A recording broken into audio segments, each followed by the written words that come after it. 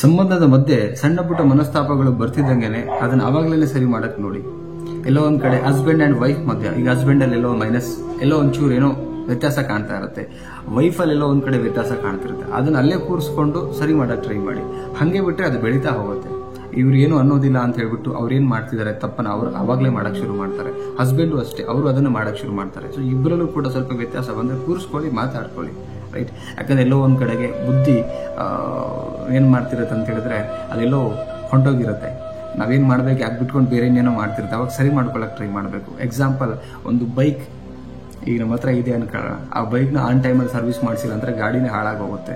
ಈಗ ಬಿಡು ಮುಂದಿನ ತಿಂಗಳು ಮಾಡಿಸ್ಕೊಳ್ಳೋಣ ಅಂತ ಈ ತಿಂಗಳು ಮಾಡಿಸ್ಕೊಳ್ಳೋದು ಬಿಟ್ಬಿಟ್ಟು ಮುಂದಿನ ತಿಂಗಳು ಮಾಡಿದ್ರೆ ಅದರ ಡಬಲ್ ಹಾಳಾಗಿರುತ್ತೆ. ಸೇಮ್ ಒಂದು ಸಂಬಂಧದ ಮಧ್ಯೆ ಮನಸ್ತಾಪ, ಸಮಸ್ಯೆ, ಎನಿಥಿಂಗ್ ಏನೇ ಬಂದರೂ ಕೂಡ ಅದನ್ನ ಆನ್ ಟೈಮಲ್ಲಿ ಅವಾಗ್ಲೇ ಸರಿ ಮಾಡ್ಕೊಳ್ಳಿ. ಸರಿ ಮಾಡ್ಕೊಂಡ್ರೆ ಲಾಂಗ್ ಟರ್ಮ್ ಸಸ್ಟೈನ್ ಆಗಿ ಉಳಿಯುತ್ತೆ.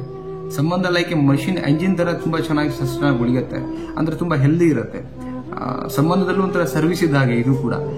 ಸರ್ವಿಸ್ ಅಂತ ಹೇಳಿದ್ರೆ ಸಮಸ್ಯೆ ಬಂದಾಗ ಅದನ್ನ ಸರಿ ಮಾಡ್ಕೊಂಡಾಗ ಇಟ್ಸ್ ಅಗೇನ್ ಒಂದು ಸರ್ವಿಸ್, ಅಗೇನ್ ನಮ್ಗೆ ರೀಕಾಲ್ ಮಾಡ್ದಂಗೆ ಇರುತ್ತೆ. ಸಂಸಾರ, ನಮ್ಮ ಉದ್ದೇಶ, ನಮ್ಮ ಮಕ್ಕಳು, ಫ್ಯಾಮಿಲಿ ಹೇಗೆ ಅದನ್ನ ಸರಿ ಮಾಡ್ಕೊಳಂಗೆ ಮತ್ತೆ ಪುನಃ ನಾವು ತಪ್ಪುಗಳು ಮಾಡಬಾರ್ದು. ಇದು ಸರಿ ಮಾಡ್ಕೊಂಡು ಮುಂದೆ ಹೋಗ್ತಿರೋಂಗಾಗುತ್ತೆ. ಅದಕ್ಕೆ ನೀವೇನಾದ್ರು ಬ್ರಾಡ್ ಮೈಂಡೆಡ್ ತರ ಇಲ್ಲ ಇಲ್ಲಿ ತಿದ್ಕೋತಾರ ಅವ್ರಿಗೆ ಅಂತ ಶುರು ಮಾಡಿದ್ರೆ ಬಿಡೋಕೆ ಅದು ಮರವಾಗಿ ಬೆಳೀತಾ ಹೋಗುತ್ತೆ ಅಂಡ್ ಫೈನಲಿ ತುಂಬಾ ಕೊರಗುವಂತ ದಿನ ಬರುತ್ತೆ, ರೈಟ್.